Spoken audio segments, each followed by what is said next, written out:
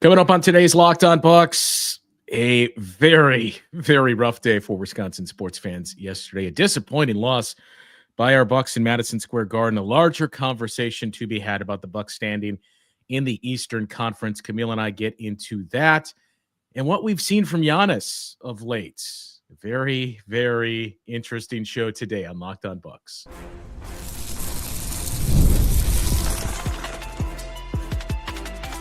You are Locked On Bucks, your daily Milwaukee Bucks podcast, part of the Locked On Podcast Network, your team every day.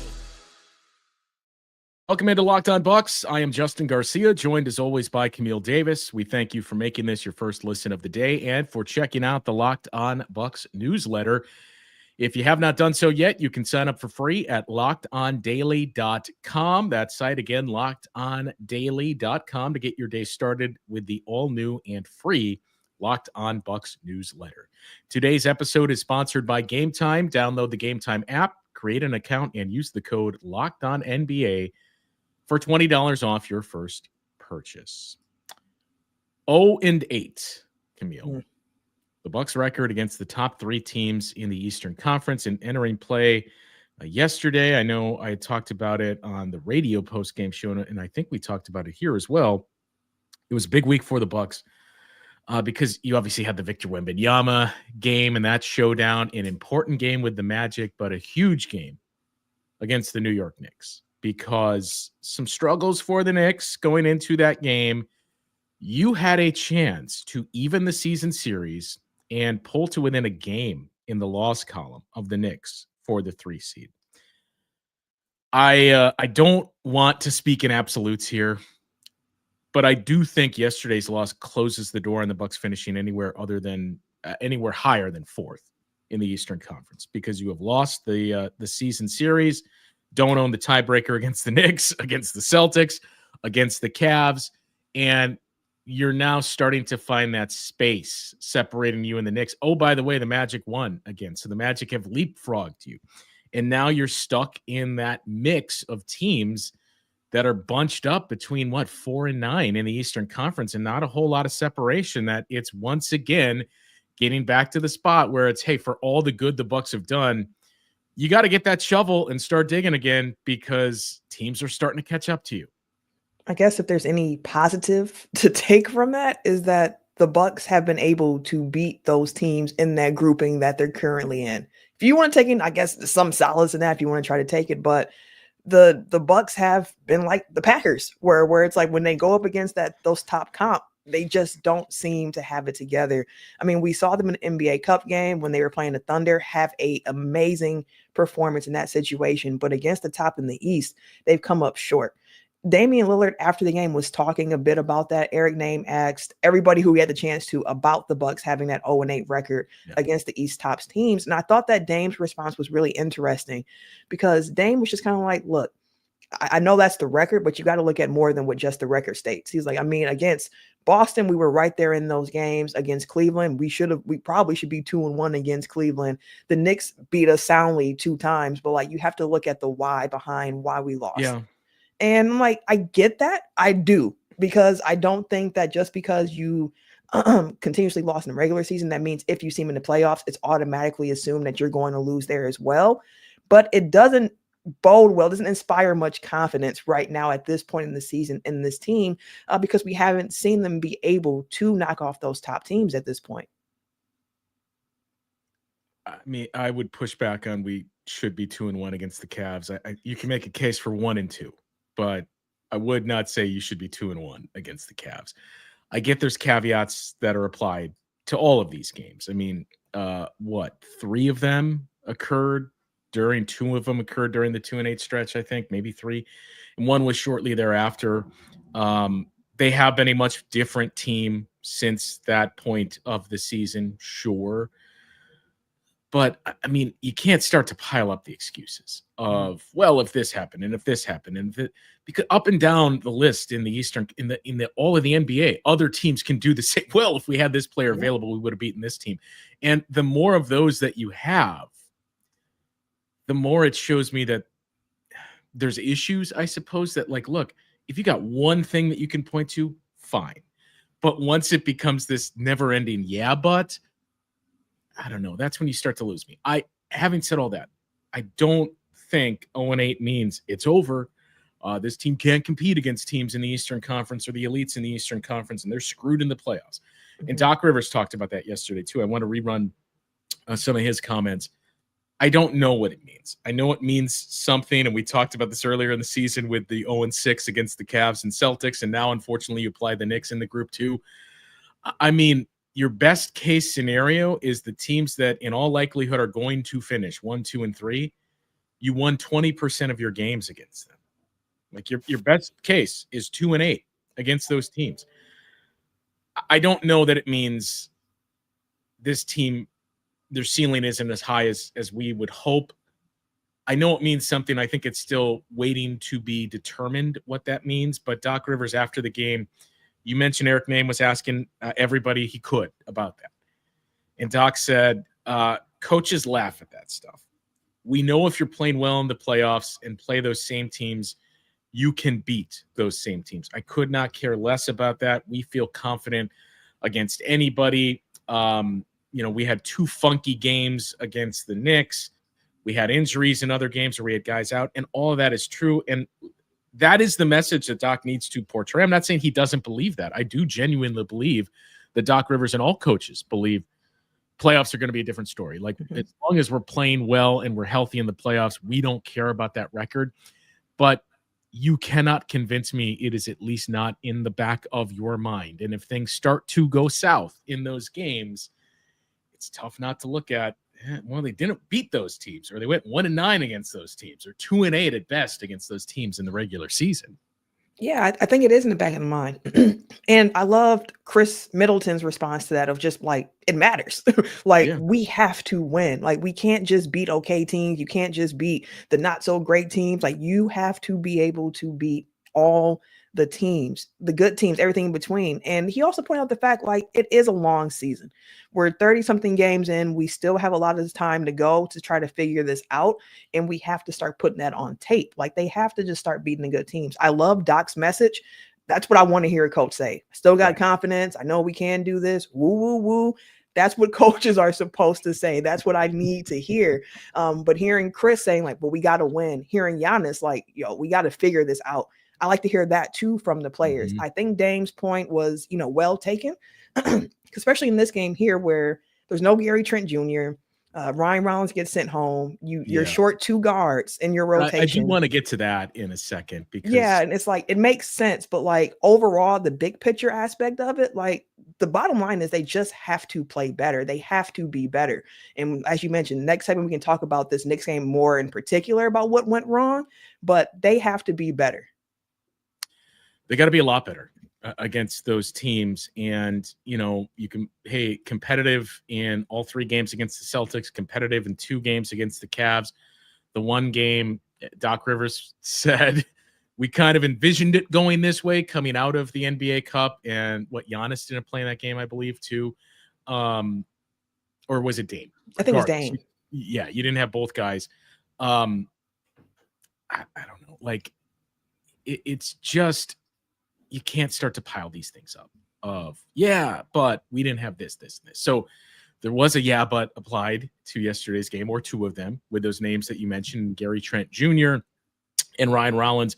I do want to get to that, and we haven't really touched on the game itself, but how that went for the early going of the game, and especially the absence of those 2 players and where it stood out. So we'll get into that conversation and take a look back at some of that performance from yesterday. Also, I mentioned Giannis. There's one thing that has stood out to me about Giannis Antetokounmpo for the last week plus, really. We'll get into that conversation coming up next. Well, it is time now to talk to you about Ultimate College GM, a brand new mobile game we are all very excited about. If you've ever dreamed of being a college basketball head coach, this is your chance to step into those shoes in Ultimate College Basketball HC. You control every detail of your program, from recruiting players and hiring coaching staff to overseeing training camps, handling NIL deals, and managing scholarships. It's all in your hands. When it comes to game time, you get to draw up offensive plays and set your strategy. The way you play won't just affect the current season, it will shape the future of your school's basketball program. It's a game that lets you feel the full weight of what it means to be a head coach and lead your team to glory. Here is a personal special offer for Locked On NBA listeners. Use the code LOCKEDONCBB, all capital letters, inside the game store to get a free boost for your program. It is the perfect way to kickstart your coaching career. To download Ultimate College Basketball HC, just visit ultimate-cbb.com or look it up in the app stores. Ultimate College Basketball HC. Begin your coaching legacy today. Time to talk to you now about our friends at Game Time. We all love going to live events, sports, obviously, music, theater, comedy, WWE. Some of my favorite memories are attending those types of events, and some of those memories have come within the last year through the help of Game Time. Now, Game Time has made it even easier to get your tickets for your favorite events with their new feature, Game Time Picks. This feature filters out the fluff to show you only incredible deals on great seats, so you don't have to waste time searching through thousands of tickets. Take the guesswork out of buying tickets with Game Time. Download the Game Time app, create an account, and use the code LOCKEDONNBA for $20 off your first purchase. Terms apply. Again, create an account and redeem that code LOCKEDONNBA. That is LOCKEDONNBA to get $20 off. Download Game Time today. What time is it? Game Time.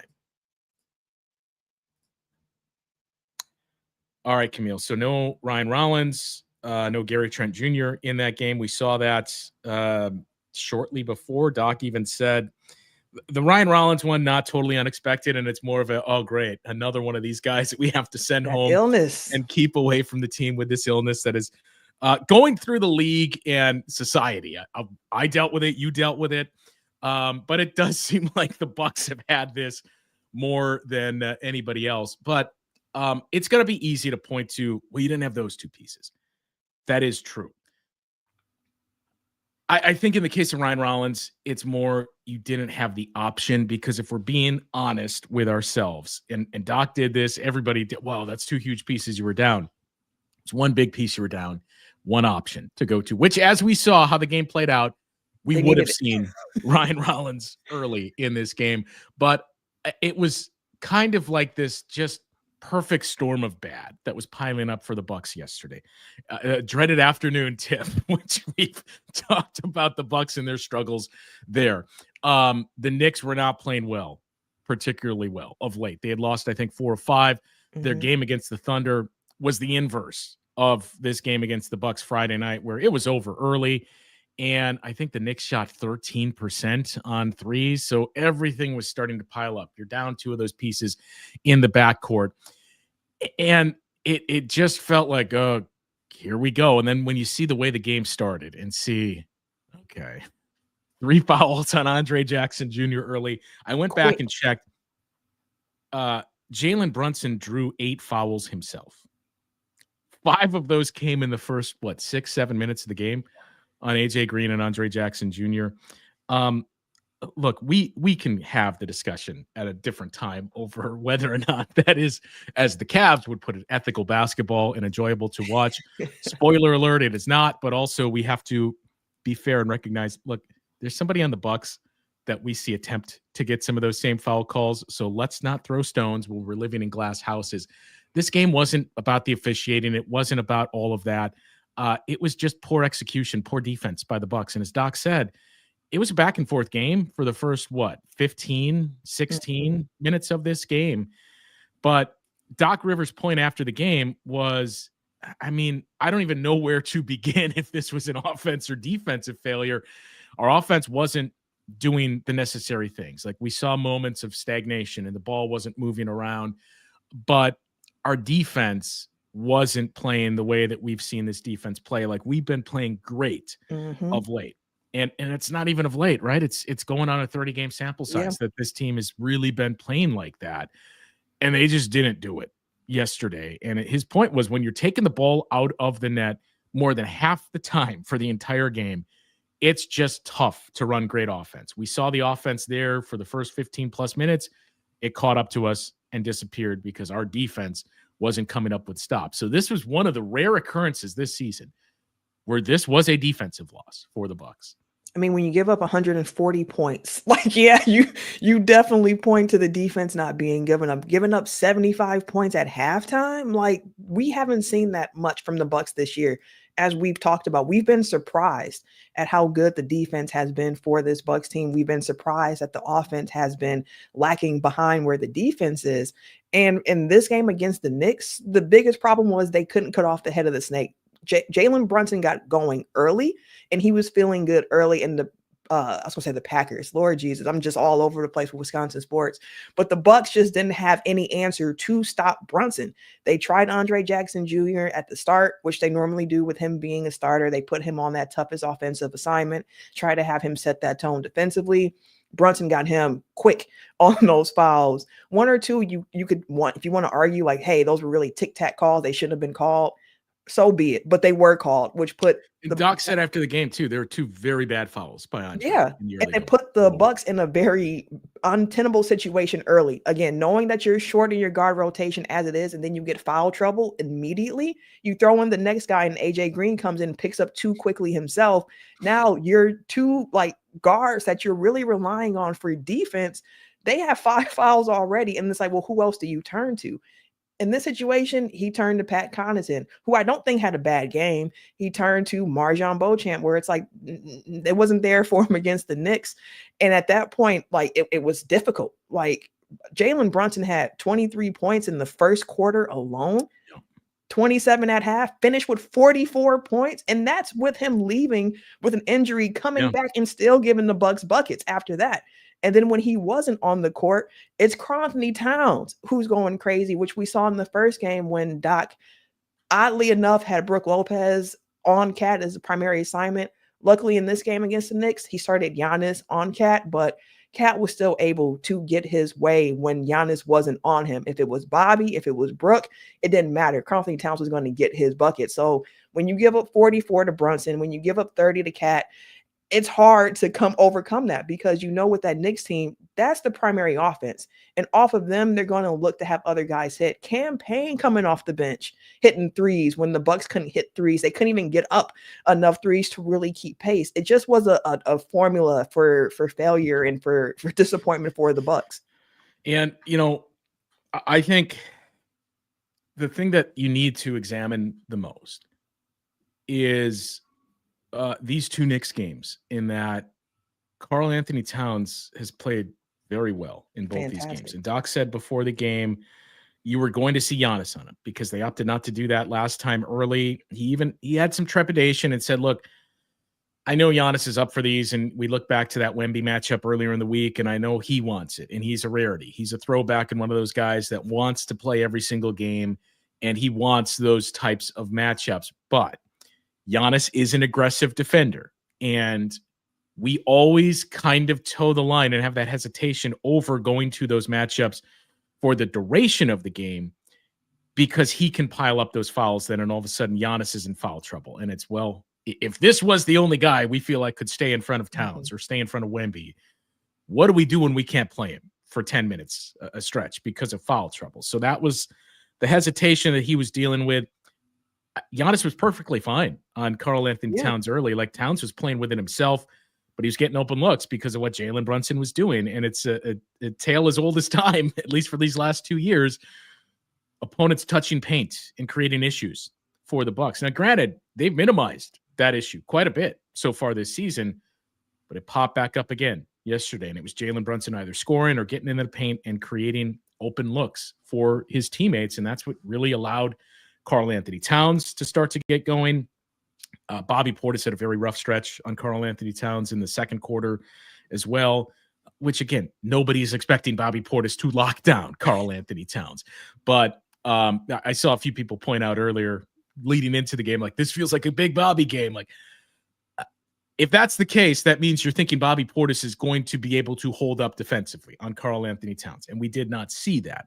So, and when Cam Payne was hitting those shots in the first half too, it just felt like it's not your day, I guess. And I did feel oddly not confident, but okay, there's still this opening even at halftime when it was 13 because of what the shooting variance was and the role players that were hitting shots for the Knicks, that you figured there's going to be regression to the mean. You have to start hitting shots, though. And that's another conversation to get into about the shooting aspects of this.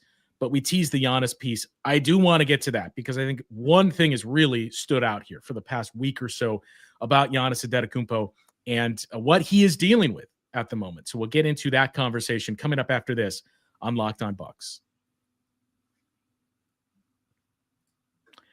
Running a small business means you're wearing a lot of hats. Your personal phone becomes your business phone, and before you know it, you're juggling customer calls day and night. As your team grows, it becomes impossible to manage everything with just your personal number. That's where Open Phone comes in. It's the #1 business phone system designed to help you keep your work and personal life separate. For just $15 a month, the cost of only a few coffees, you get complete transparency and visibility into everything happening with your business phone number. Open Phone works right through an app on your phone or computer and integrates with tools like HubSpot and hundreds of others. It also uses AI-powered call transcripts and summaries, so you'll have a rundown of your calls and action items the second you hang up. If you miss a call, no problem. Automated messages are sent directly to your customer, ensuring you never miss an opportunity to engage.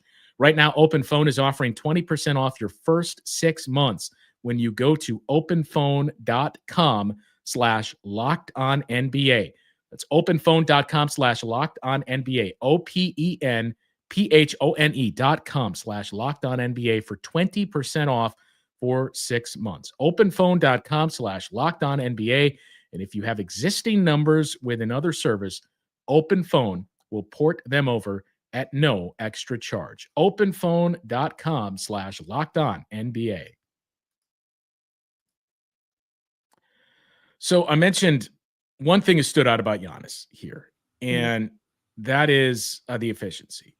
I think, Camille, it is pretty apparent the right hand is still bothering him. Yeah. That he had stitched up at halftime against the Raptors. I went back and pulled what he had done since then. I mean, he's still shooting better than 50% from the floor, but it's, I think, 52%. The free throws are an entirely different conversation. I mean, it's clearly impacting that. That's not the reason for Giannis's free throw struggles, but it just seems like, and in fairness too, even before the stitches, we saw Giannis uncharacteristically struggling with finishing at the rim. There was that game against the Blazers where I think he missed 8 shots at the rim. The Bucks as a team missed 13 in that game, but it just feels like, yeah, he doesn't feel comfortable using that hand as the primary hand. Like all of his dunks, at least by memory, have been with the left hand since then. So I think that's a part of it. Did not hit any mid-range shots yesterday. Was 0 of 3 on those attempts. That has kind of taken a bit of a dip too. So it's unfortunate that right now Giannis is kind of dealing with this where he's either not as efficient as he's been, I think because of the stitches in the right hand, or he's just playing more passive and trying to just get his teammates involved because of that. And I think you're starting to see that with the offense now. I think it goes back a little bit further than the hand for Giannis. I think for him, it's just he had that illness and coming back. He mentioned how his conditioning wasn't there and he had to kind of get that back together.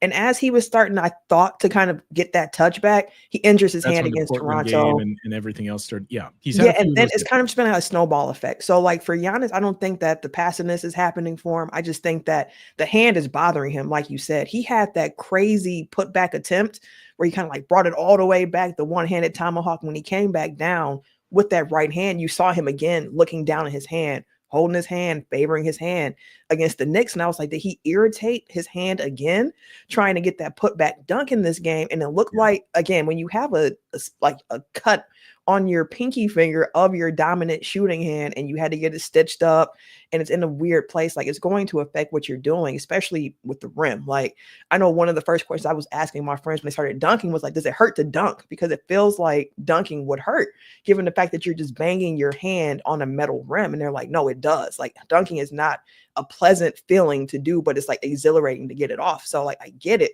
And for Giannis, he's going to play how he plays. And with that injury, I think it's going to continue to affect him. But what I hope to see from him is just continue to be aggressive, trying to get to his shots.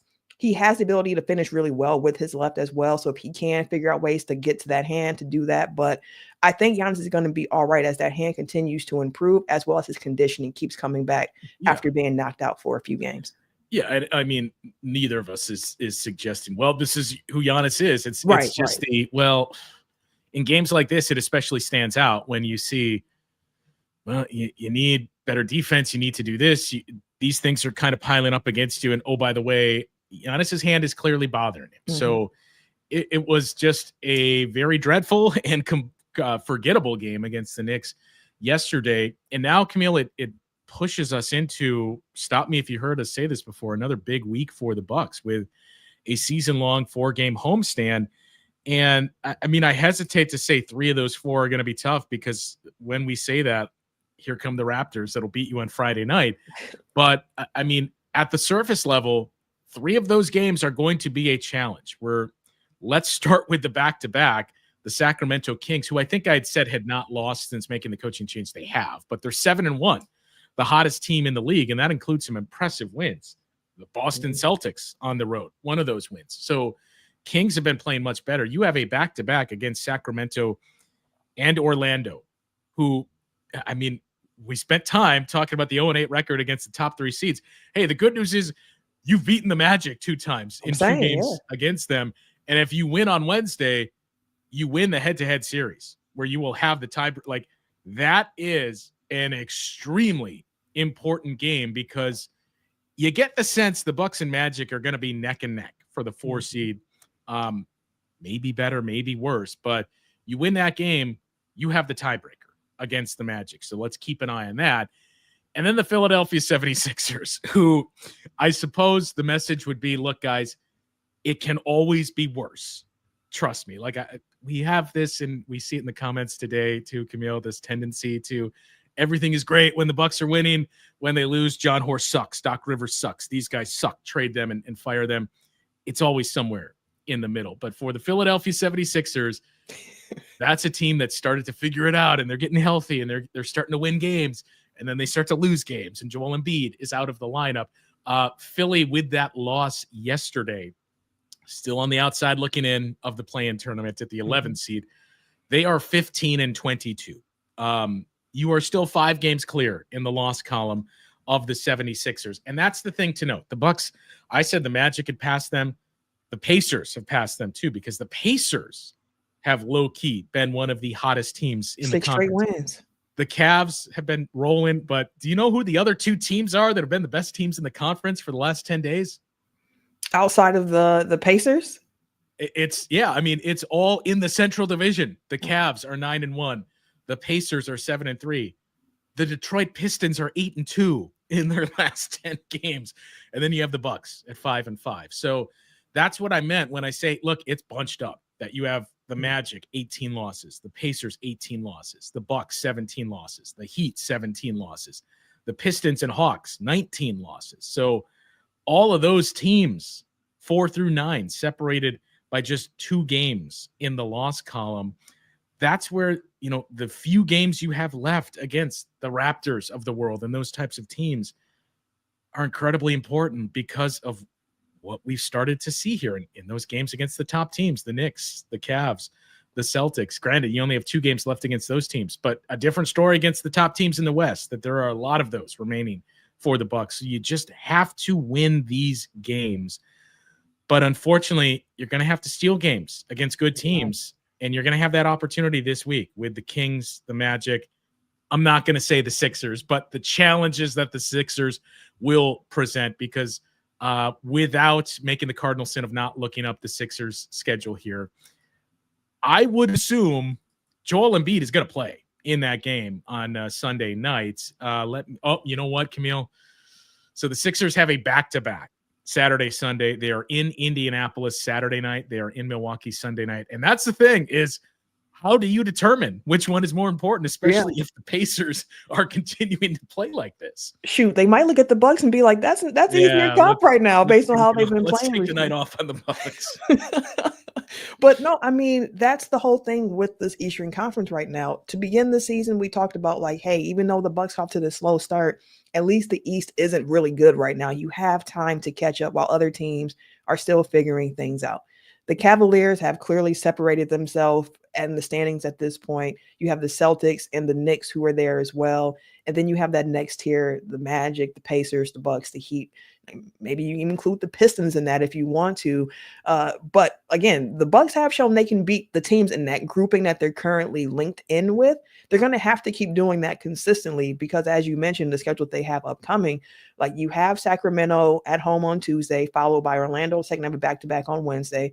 And we saw just this past weekend on Friday that Magic Bucks matchup with Paolo Banchero coming out and the threat that he can be with how they play defense. So you can't overlook the Magic. You have Toronto, and then you have Philly, and you got to keep winning these games. You got to win those games. Like Chris Middleton said, you got to find the ways to win. They have to start just winning these games and not necessarily even focus on the standings because they're going to keep fluctuating. Like with the Bucks losing yesterday, and the Magic winning and the Pacers winning, like the Bucks dropped from the 4 seed to the 6 seed. Into tonight, they could drop to the 7 seed if the Heat win tonight. So like the standings will continue to fluctuate. So just continue to keep what's in front of you and focus on that and get those victories. So for the Bucks right now, you got to flush what just happened with the Knicks, try to learn from it, continue on from there, and then go out and try to get a win against Sacramento tomorrow. Like that's all that matters right now. And you mentioned the Heat game? I would assume, because I haven't heard otherwise, but those games are in fact going to be played. The Heat are in Los Angeles or Inglewood playing the Clippers tonight. And I know the message from the Clippers and Lakers over the weekend was they were of the assumption that come Monday, it was going to be, I don't want to say back to normal because it's not going to be normal for a lot of people impacted. But the schedule itself back to normal. So that's the Heat's game tonight in Los Angeles or Inglewood against the Clippers. And, we talked about the week for the Bucks. Camille, how about the week for the 76ers, which, sometimes this is what brings us together and bonds us is laughing at the failures of other teams that we do not root for or wish to see well for. I think we're all going to be doing it tonight with a game that's played in Arizona on the football field. But the 76ers week tonight, tomorrow they host the Oklahoma City Thunder. Then Wednesday, night 2 of a back-to-back, they host the Knicks. Then 2 days off is the good news, but then another back-to-back Saturday night in Indy and Sunday nights in Milwaukee. I mean, look, we said there's that separation. There is a very real chance the 76ers are back to 10 games below 500 at the end of the week at 15-26 with that schedule. So unfortunately for the other teams, nobody's going to push Philly to get into the play-in tournament. That it's kind of like, look, man, we are trying to let you win. We're giving you the answers to this. Just take it and run with it. The Nets, Hornets, Raptors, and Wizards want no part of the play-in tournament. So that's going to be one of the more interesting things to watch here over the course of the next couple of weeks. But look, I get all the negativity in the comments. We had this conversation last year, Camille. Mm-hmm. If that's how you feel, I can't talk you out of it because there are data points on both sides. And this year, there's not quite as much on the positive side to point to your record against teams with a better record or net rating. And last year, how good the Bucks were in those games against the top teams in the league. You could point to that and say they got a winning record against those opponents. And by the numbers, they're one of the, I believe, 5 best in net rating in those matchups, or at least in the top 10 for most of the season. That has not been the case this year. I mean, we are basically looking at, they looked really good against the Oklahoma City Thunder, and they showed us this is what's in the tank. This is what this team is capable of doing. As we learned last year, though, like, you got to get to that point, right? Like, great. You feel like you match up well with the Celtics and those teams. You got to win a couple series to get to them. So you can't take your foot off the gas. And it's just this, maybe the ceiling and floor has started to come down for this team. So there's nothing you can do about it now. Those 8 games are out the window. You only got 2 left, but you got to make the most of those 2 games. And now you got to start to win games against Western Conference teams and especially keep winning against the Pacers, the Magic, and the Heat, because from here on out, those are the most important matchups the Bucks have left this season because of where they are in the standings and where those other teams are. So look, I would say leave your thoughts in the comments. Feel free to do that. I know what it's going to be, Camille. It's going to be that this team's cooked. This team can't compete with those teams. And again, neither of us can talk you out of that because of that 0-8 mark and how they've looked. But yeah, it was just an unfortunate end to what was a very strong week for the Bucks. It was. And like you said, I never tell anybody how to fan. The only line I draw in the sand is just like the threats and being disrespectful in that way. If you don't do that, go ahead and do whatever else that you want to do when you're fanning. And for the Bucks, they've run out of opportunities outside of the last 2 games. They have one more against the Knicks, one more against the Cavaliers. So that's it for the top teams in the East that they're going to have to play against. But we've talked a lot about the Bucks schedule to start the season. We talked a lot in the offseason about what the Bucks are going to have to deal with coming out of All-Star break. Like the Bucks schedule to end the year, March, late February, it's really, really tough because they are seeing a lot of the top teams in the West. So the Bucks are going to get some additional cracks at playing against really good teams, just not in their own conference, to prove that come playoff time, they have what it takes to get there. And something I want to talk a bit more about later on in the week is just the versatility of the roster. And what that allows for them to do if they need to play different styles against different matchups. But again, another episode for another day with that conversation. But the Bucks have to take care of business is what it comes down to. Look, I mean, it boils down to be healthy and be playing well, like play good basketball. Once we get into March, April, like that. We'll get into these conversations as we get closer to the playoffs, but like I'm very much willing to entertain the trade of, if I guarantee your health and starting to figure things out, will you take the 7 seed going into the playoffs? Like, you know what? I'm not closing the door on it. So that's going to be the important part for this team. Just be healthy and start to build some good habits and piece together, which in fairness, they had done. And they've started to get a little better on offense. The defense has still been, outside of yesterday and the other game against the Knicks, the defense has been really good all season long. So they had started to move down that path, but you got to keep moving. You can't veer off the path and lose some steps and come back like, oh, that's where the path was. Like, let's continue to move down that route. But yeah, big week here for the Bucks. We'll preview the matchup tomorrow with the Sacramento Kings. Certainly an interesting one with Doug Christie leading the team into Milwaukee in a back-to-back against 2 playoff teams at the moment, or fighting for the playoff teams in the case of the Sacramento Kings, and that big one with Philly on Sunday night. That'll do it for today's show, though. For Camille, I'm Justin. We will talk to you guys once again tomorrow on Locked On Bucks.